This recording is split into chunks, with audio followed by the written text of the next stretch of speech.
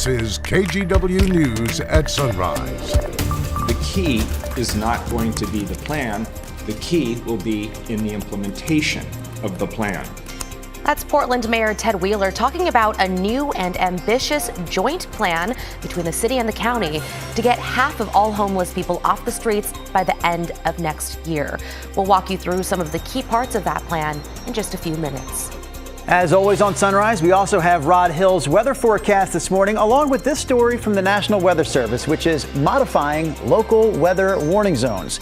It says it's doing this to make sure you get the most accurate alerts possible. We'll have more on that story, I promise you, Christine, coming up a little bit later. A planned slip?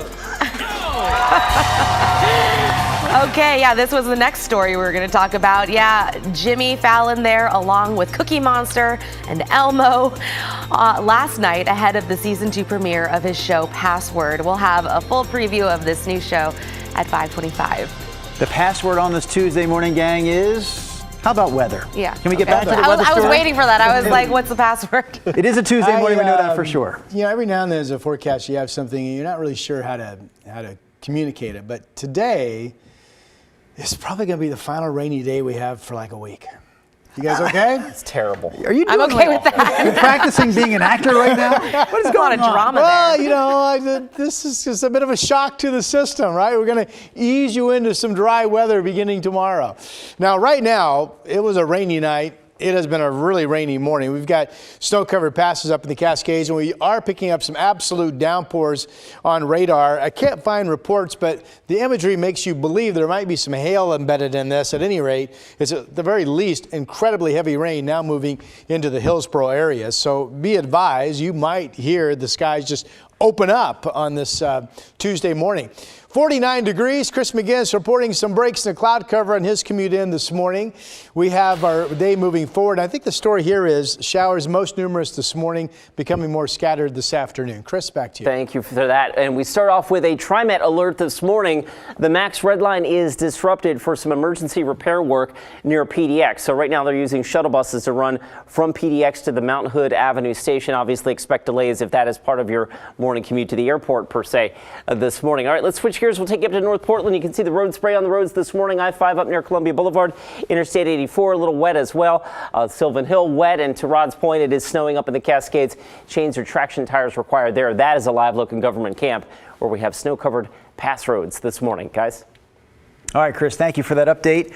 We also want to remind you that today is presidential primary day in the state of Washington. So here's the deal. Ballots in Washington need to be postmarked with today's date or dropped in a ballot box by 8 o'clock tonight in order to count. Also, a reminder that voters do have to designate a party affiliation on the envelope of their primary ballot. And today is also the deadline to register to vote or update your registration. Several other states around the country are also holding their primaries today, including Georgia and Mississippi. So depending on how things shake out today, both President Joe Biden and former President Donald Trump could clinch their party's nomination for this year. And both are wasting no time taking aim at each other and their political opponents. Many of my Republican friends want to put Social Security and Medicare back on the chopping block again. If anyone tries to cut Social Security and Medicare or raise retirement age again, I will stop them. Tremendous bad management of entitlements. There's tremendous amounts of things and numbers of things you can do. As for where things stand right now, President Biden currently needs just under 2,000 delegates in order to win the Democratic nomination, while former President Trump needs just over 1,200 to win the Republican nomination. And a reminder, Oregon's primary is not until May 21st, but today is the deadline for anyone seeking office in the state to apply for candidacy. The next date to keep on your radar, April 30th, which is the voter registration deadline. The city of Portland and Multnomah County leaders have a new plan, another new plan to address homelessness. And here's part of it. They want to move all, or I should say half of all homeless people off the streets by the end of next year. KGW's Devin Haskins is live in downtown with more on this story for us. Good morning, Devin. Yeah, good morning. So later on today, the city and county plan to hold a joint work session for this plan, which also has they want to hold that meeting later today, which that plan has some aggressive goals and timelines that they say will address the homeless problem here in the city of Portland as well as Multnomah County. That goal, as you said, though, to move about half, that number right around 2,700 people off the streets in Multnomah County by the end of next year.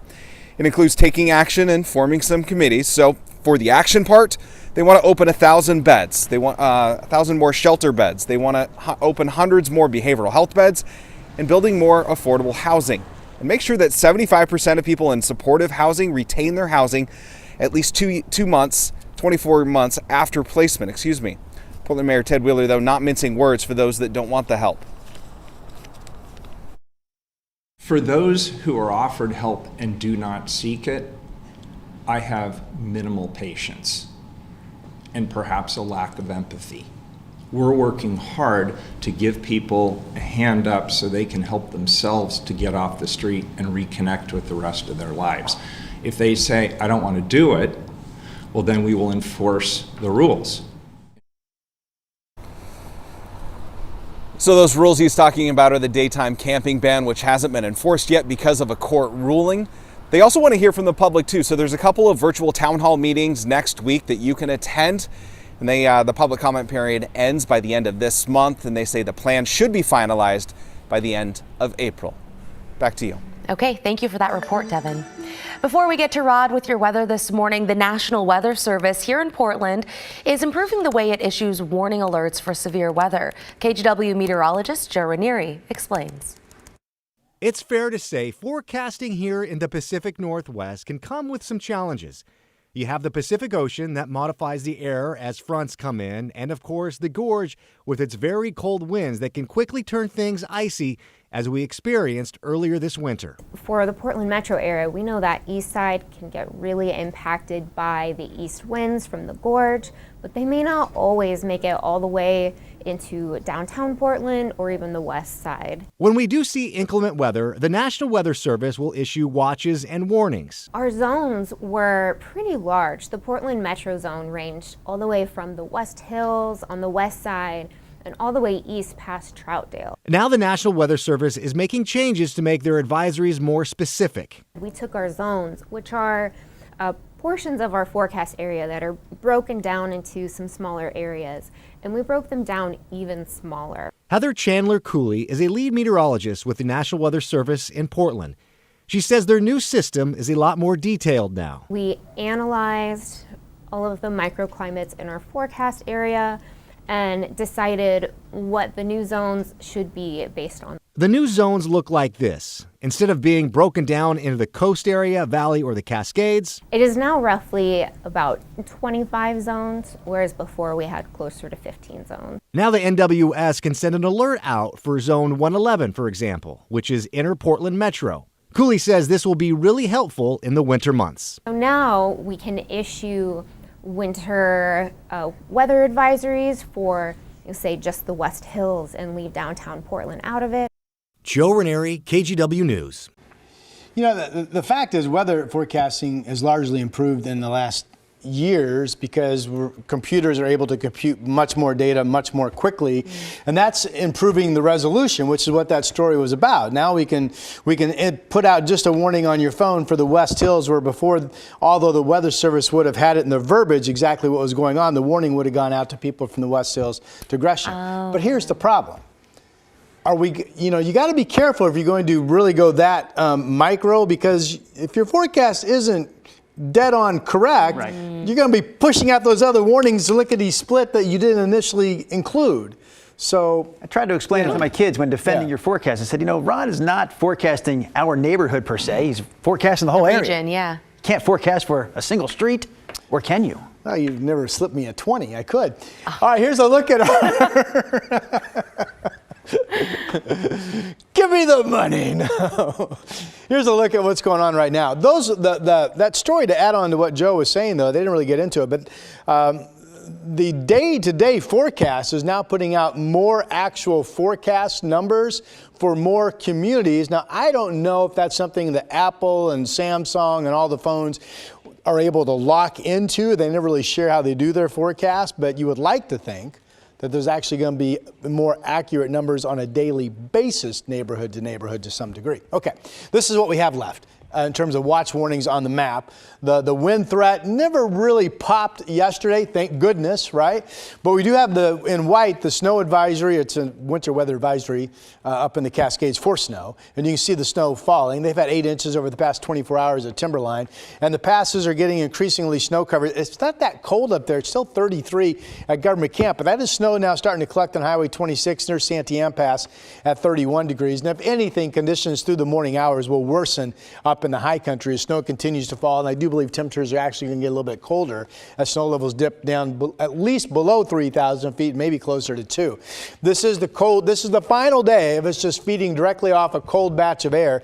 It is also the final day of having likely rain in the forecast. Now this morning, here's the snow in the Cascades. Snow levels still holding close to 4,000 feet.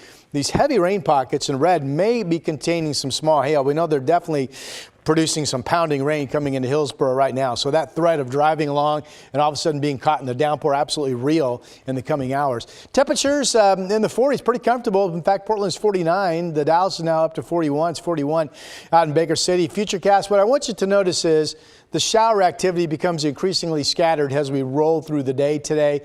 And then all these scattered showers you see throughout the day across our state will be pretty much ending overnight tonight. We could still pick up another close to 8 inches of snow up in the Cascades through the evening hours. So tomorrow kicks off dry weather, 54 degrees, a day that becomes partly sunny, some early fog, and then the big warm up on Thursday, 64, 70 on Friday, 73 on Saturday, 73 on Sunday, 69 on Monday. Yeah. That is not a